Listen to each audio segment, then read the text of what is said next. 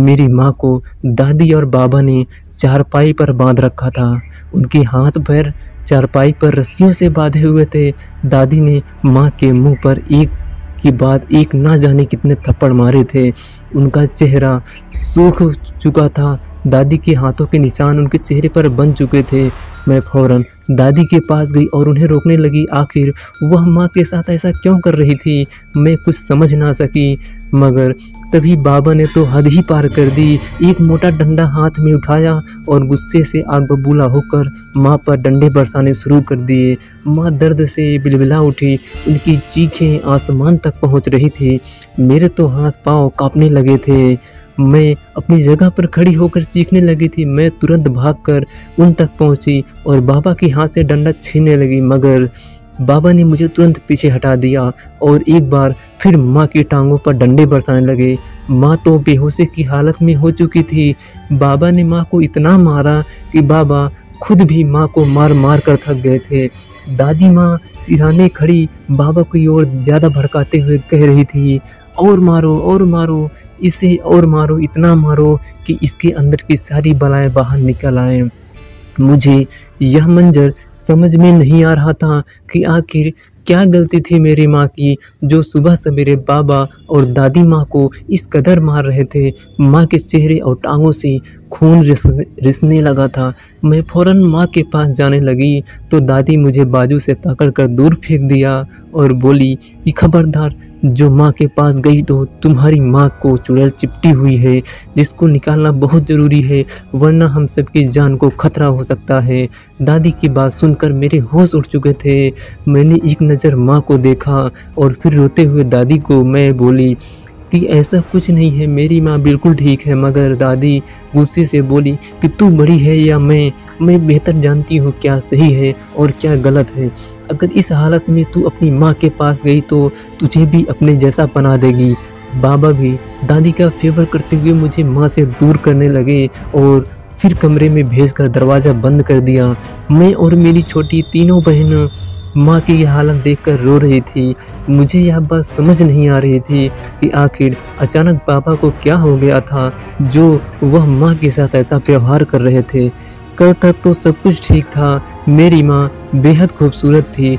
मुझे याद है कि जब मैं छोटी थी तो बाबा माँ का बहुत ख्याल रखती थी। दोनों आपस में खुश भी रहते थे, मगर यह बात मेरी दादी से बर्दाश्त नहीं होती थी। वह हर वक्त माँ के खिलाफ बाबा के कान भरती रहती। पहल वक्त तो बाबा नज़रअंदाज करते रहते, मगर फिर उनके दिल में भी मेरी माँ के लिए नफ़रत के जज्बात उभरने लगे। वह पहले तो मेरी माँ की बुराई करने लगते, लेकिन फिर एक बार उनको थप्पड़ मार दिया। मेरी माँ को नानी के घर भी जाने नहीं देते थे। किचन में अगर माँ से कोई काम खराब हो जाता था तो मेरी दादी माँ की चुटकियाँ पकड़कर खींच देती थी। उन्हें मारने लगती, माँ रोने लगती, लेकिन दादी को रहम ना आता और वो ना ही बाबा को। मैं कमरे की खिड़की से बाहर का मंजर बखूबी देख सकती थी, मगर काश मैं माँ के पास जाकर उनको इस जुल्म से बचा सकती। माँ दर्द से चीख कर बेहाल हो चुकी थी। बाबा माँ को मार मार कर अब डंडा एक तरफ फेंक चुके थे। उसी वक्त दादी किचन में गई और फिर कुछ देर बाद जब बाहर निकली तो उनके हाथ में सुर्ख लाल मिर्च थी। उन्होंने एक थाली में उन मिर्च को रखा और फिर जलते हुए अंगारों को उन मिर्ची पर रखकर उसे माँ के सिरहाने रख दिया।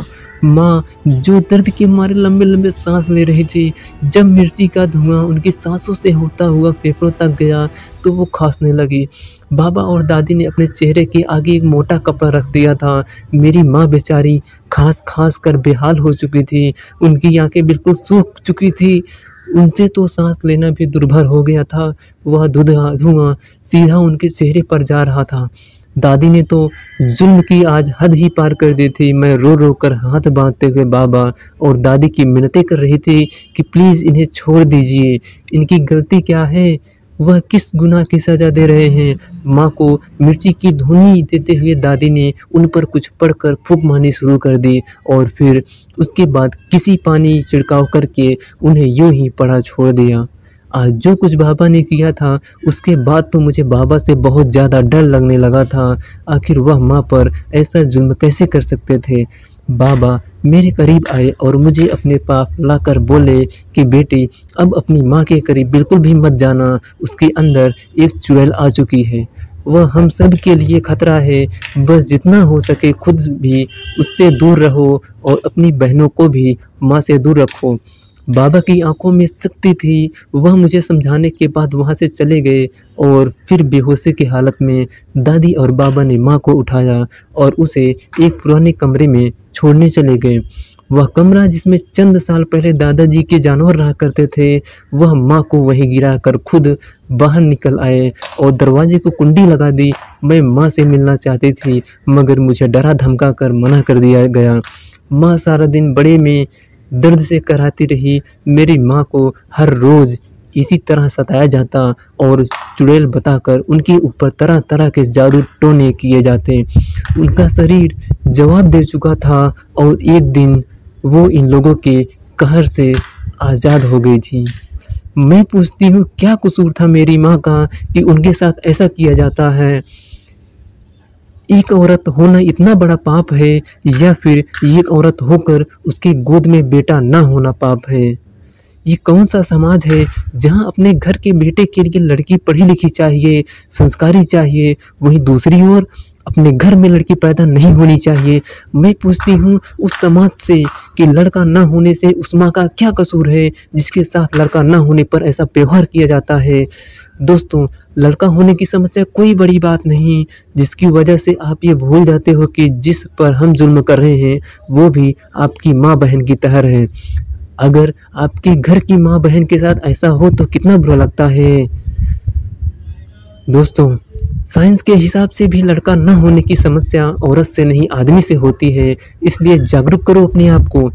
अगर आपको हमारी स्टोरी पसंद आए तो दोस्तों और फैमिली को शेयर करें और हमारे चैनल को सब्सक्राइब और वीडियो को लाइक ज़रूर कीजिएगा।